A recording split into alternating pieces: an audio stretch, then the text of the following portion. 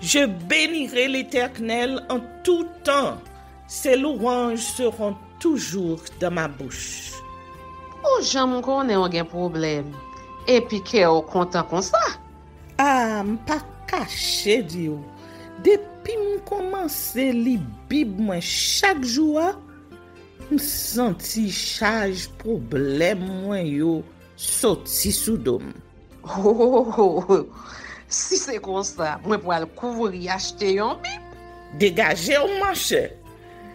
Mais en attendant, ou qu'attendez radio télévision d'espoir? Radio Vision d'Espoir. Oh, moi t'attendais une annonce comme ça, oui. Mais qui ça a te dit? Lecture de la Bible en un an. Une émission qui vous accompagne à la découverte des trésors cachés de la parole de Dieu sur Radio Télévision d'Espoir. Chaque jour de 11h à 11h30 du matin, excepté mercredi 5h30, 6h de l'après-midi, samedi 7h30, 8h du matin, avec les sœurs Chantal Saint-Hubert, Claude Louis Orisma et votre servante Maudeline Maurice Hilaire.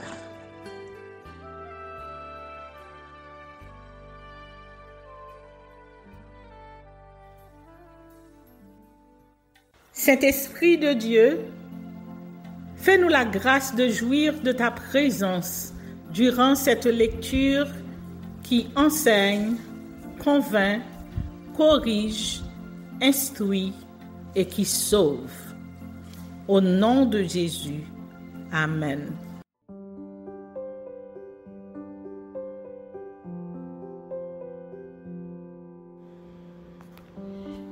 Esdras chapitre 3. L'autel des holocaustes rétabli. Le 7e mois arriva et les enfants d'Israël étaient dans leur ville. Alors le peuple s'assembla comme un seul homme à Jérusalem.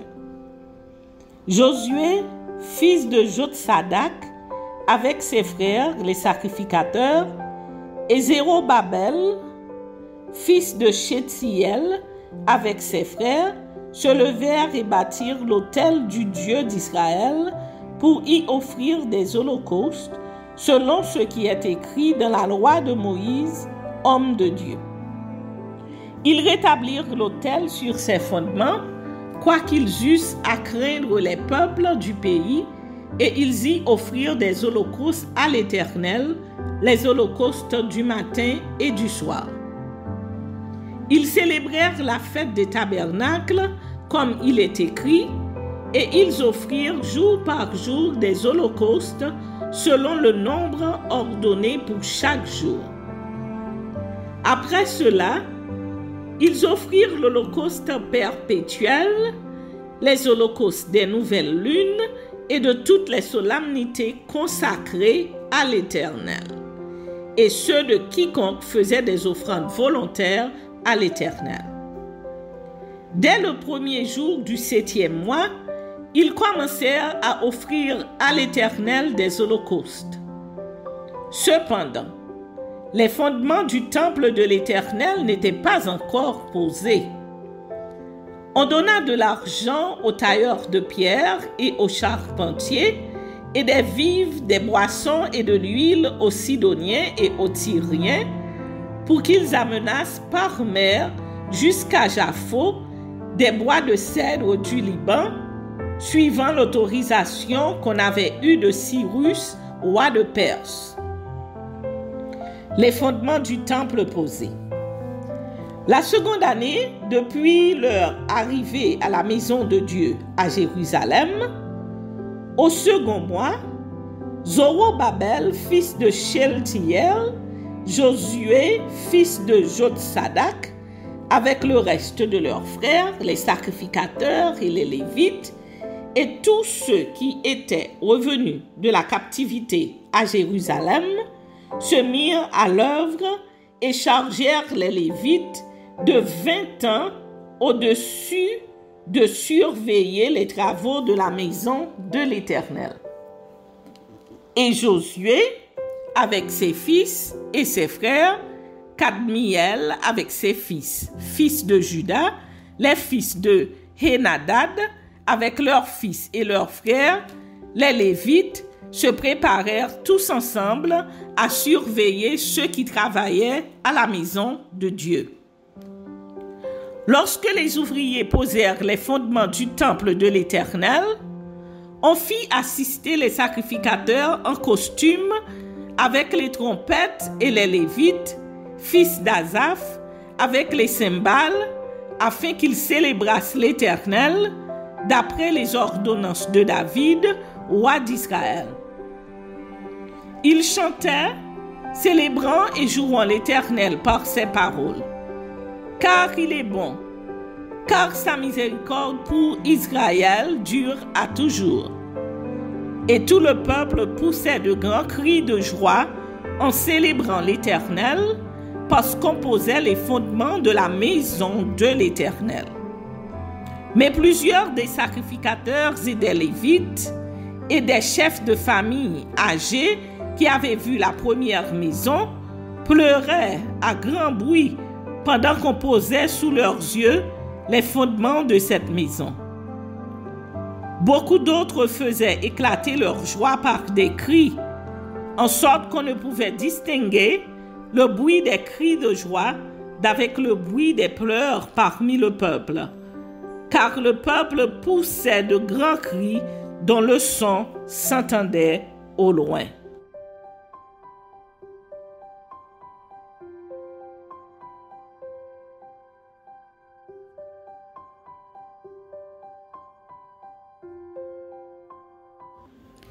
Esdras chapitre 4. La construction du temple interrompue. Les ennemis de Juda et de Benjamin apprirent que les fils de la captivité bâtissaient un temple à l'Éternel, le Dieu d'Israël. Ils vinrent auprès de Zorobabel et des chefs de famille et leur dirent: Nous bâtirons avec vous, car comme vous, nous invoquons votre Dieu, et nous lui offrons des sacrifices depuis le temps d'Esar-Hadon, roi d'Assyrie, qui nous a fait monter ici. Mais Zorobabel, Josué et les autres chefs des familles d'Israël leur répondirent: Ce n'est pas à vous et à nous de bâtir la maison de notre Dieu. Nous la bâtirons nous seuls à l'Éternel, le Dieu d'Israël, comme nous l'a ordonné le roi Cyrus, roi de Perse. Alors les gens du pays découragèrent le peuple de Juda, ils l'intimidèrent pour l'empêcher de bâtir, et ils gagnèrent à prix d'argent des conseillers pour faire échouer son entreprise. Il en fut ainsi pendant toute la vie de Cyrus, roi de Perse, et jusqu'au règne de Darius, roi de Perse. Sous le règne d'Assuérus, au commencement de son règne, ils écrivirent une accusation contre les habitants de Juda et de Jérusalem. Et du temps d'Artaxerxès, Bishlam, Mishredath, Tabiel et le reste de leurs collègues écrivirent à Artaxerxès, roi de Perse. La lettre fut transcrite en caractère araméen et traduite en araméen. Rehum, gouverneur, et Shimshai, secrétaire, écrivirent au roi Artaxerxès la lettre suivante concernant Jérusalem. Rehum, gouverneur, Shimshai, secrétaire, et le reste de leurs collègues, ceux de Din, d'Arphasatak, de Tarpel, d'Apharas, d'Érec, de Babylone, de Suse, de Déha, d'Élam, et les autres peuples que le grand et illustre Osnappar a transporté et établi dans la ville de Samarie et autres lieux de ce côté du fleuve, etc. C'est ici la copie de la lettre qu'ils envoyèrent au roi Artaxerxès, tes serviteurs, les gens de ce côté du fleuve. Que le roi sache que les Juifs partis de chez toi et arrivés parmi nous à Jérusalem rebâtissent la ville rebelle et méchante, en relèvent les murs et en restaurent les fondements. Que le roi sache donc que si cette ville est rebâtie et si ses murs sont relevés, ils ne paieront ni tribut, ni impôt, ni droit de passage, et que le trésor royal en souffrira. Or, comme nous mangeons le sel du palais, et qu'il ne nous paraît pas convenable de voir mépriser le roi, nous envoyons au roi ces informations.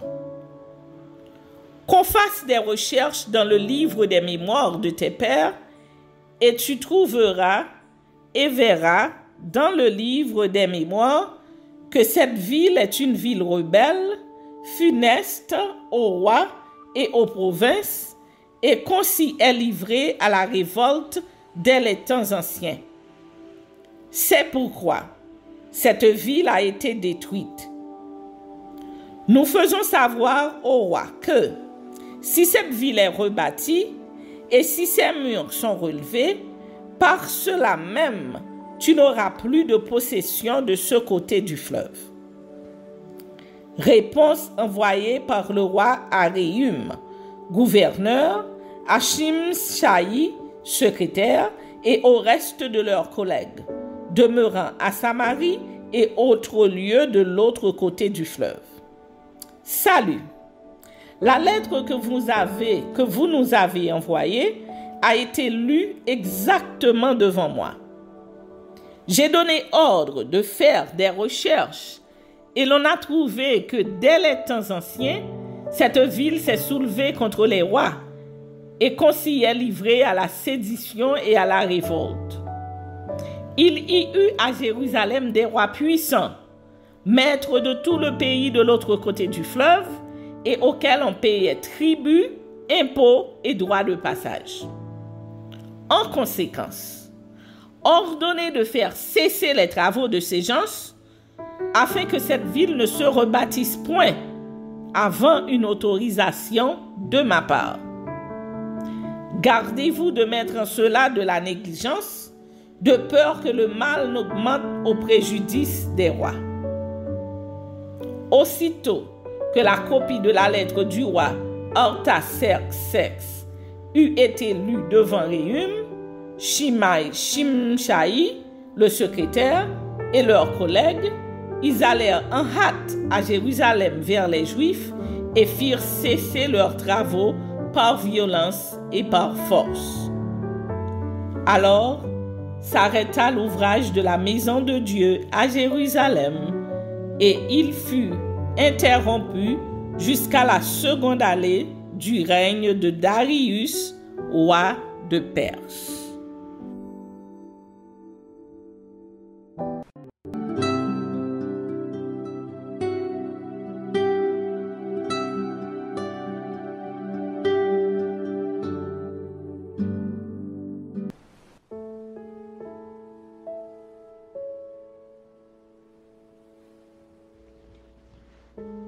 Ézéchiel chapitre 32. La 12e année, le premier jour du 12e mois, la parole de l'Éternel me fut adressée en ces mots. Fils de l'homme, prononce une complainte sur Pharaon, roi d'Égypte. Tu lui diras, tu ressemblais à un lionceau parmi les nations. Tu étais comme un crocodile dans les murs. Tu t'élançais dans tes fleuves. Tu troublais les eaux avec tes pieds, tu agitais leurs flots. Ainsi parle le Seigneur l'Éternel, j'étendrai sur toi mon rai, dans une foule nombreuse de peuples, et ils te tireront dans mon filet. Je te laisserai à terre, Je te jetterai sur la face des champs. Je ferai reposer sur toi tous les oiseaux du ciel, et je rassasierai de toi les bêtes de toute la terre. Je mettrai ta chair sur les montagnes, et je remplirai les vallées de tes brebis, de tes débris. J'arroserai de ton sang le pays où tu nages, jusqu'aux montagnes, et les ravins seront remplis de toi. Quand je t'éteindrai, je voilerai les cieux et j'obscurcirai leurs étoiles. Je couvrirai le soleil de nuages et la lune ne donnera plus sa lumière. J'obscurcirai à cause de toi tous les luminaires des cieux et je répandrai les ténèbres sur ton pays, dit le Seigneur l'Éternel. J'affligerai le cœur de beaucoup de peuples quand j'annoncerai ta ruine parmi les nations à des pays que tu ne connaissais pas. Je frapperai de stupeur beaucoup de peuples à cause de toi, et leurs rois seront saisis d'épouvante à cause de toi. Quand j'agiterai mon épée devant leur face, ils trembleront à tout instant, chacun pour sa vie, au jour de ta chute. Car ainsi parle le Seigneur l'Éternel, l'épée du roi de Babylone fondra sur toi. Je ferai tomber ta multitude par l'épée de vaillants hommes. Tous les plus violents d'entre les peuples, ils anéantiront l'orgueil de l'Égypte et toute sa multitude sera détruite. Je ferai périr tout son bétail près des grandes eaux. Le pied de l'homme ne les troublera plus, le sabot des animaux ne les troublera plus. Alors je calmerai ses eaux et je ferai couler ses fleuves comme l'huile, dit le Seigneur l'Éternel. Quand je ferai du pays d'Égypte une solitude et que le pays sera dépouillé de tout ce qu'il contient, quand je frapperai tous ceux qui l'habitent, ils sauront que je suis l'Éternel. C'est là une complainte et on la dira. Les filles des nations diront cette complainte. Elles la prononceront sur l'Égypte et sur toute sa multitude, dit le Seigneur éternel. La 12e année, le 15e jour du mois, la parole de l'Éternel me fut adressée en ces mots. Fils de l'homme, lamente-toi sur la multitude d'Égypte et précipite-la. Elle et les filles des nations puissantes dans les profondeurs de la terre avec ceux qui descendent dans la fosse. Qui surpasses-tu en beauté? Descends et couche-toi avec les incirconcis. Ils tomberont au milieu de ceux qui sont morts par l'épée. Le glaive est donné. Entraînez l'Égypte et toute sa multitude. Les puissants héros lui adresseront la parole au sein du séjour des morts, avec ceux qui étaient ses soutiens. Ils sont descendus, ils sont couchés, les incirconcis, tués par l'épée. Là est l'Assyrien avec toute sa multitude, et ses sépulcres sont autour de lui. Tous sont morts, sont tombés par l'épée. Ses sépulcres sont dans les profondeurs de la fosse, et sa multitude est autour de son sépulcre. Tous sont morts, sont tombés par l'épée. Eux qui répandaient la terreur dans le pays des vivants. Là était l'âme avec toute sa multitude. Autour est son sépulcre. Tous sont morts, sont tombés par l'épée. Ils sont descendus incirconcis dans les profondeurs de la terre. Eux qui répandaient la terreur dans le pays des vivants. Et ils ont porté leur ignominie vers ceux qui descendent dans la fosse. On a fait sa couche parmi les morts avec toute sa multitude, et ses sépulcres sont autour de lui. Tous ces incirconcis sont morts par l'épée, car ils répandaient la terreur dans le pays des vivants, et ils ont porté leur ignominie vers ceux qui descendent dans la fosse. Ils ont été placés parmi les morts. Là sont Méshek, Tubal et toute leur multitude, et leurs sépulcres sont autour d'eux. Tous ces incirconcis sont morts par l'épée, car ils répandaient la terreur dans le pays des vivants. Ils ne sont pas couchés avec les héros, ceux qui sont tombés d'entre les incirconcis. Ils sont descendus au séjour des morts avec leurs armes de guerre. Ils ont mis leurs épées sous leurs têtes, et leurs iniquités ont été sur leurs ossements, car ils étaient la terreur des héros dans le pays des vivants. Toi aussi, tu seras brisé au milieu des incirconcis, tu seras couché avec ceux qui sont morts par l'épée. Là sont Édom, ses rois et tous ses princes, qui, malgré leur vaillance, ont été placés avec ceux qui sont morts par l'épée. Ils sont couchés avec les incirconcis, avec ceux qui descendent dans la fosse.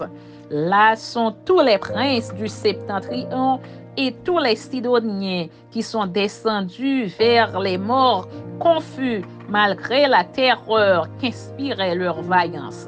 Ces incirconcis sont couchés avec ceux qui sont morts par l'épée, et ils ont porté leur ignominie vers ceux qui descendent dans la fosse. Pharaon les verra, et il se consolera au sujet de toute sa multitude, des siens qui sont morts par l'épée, et de toute son armée, dit le Seigneur l'Éternel. Car je répandrai ma terreur dans le pays des vivants, et ils seront couchés au milieu des incirconcis, avec ceux qui sont morts par l'épée, Pharaon et toute sa multitude, dit le Seigneur l'Éternel. Amen.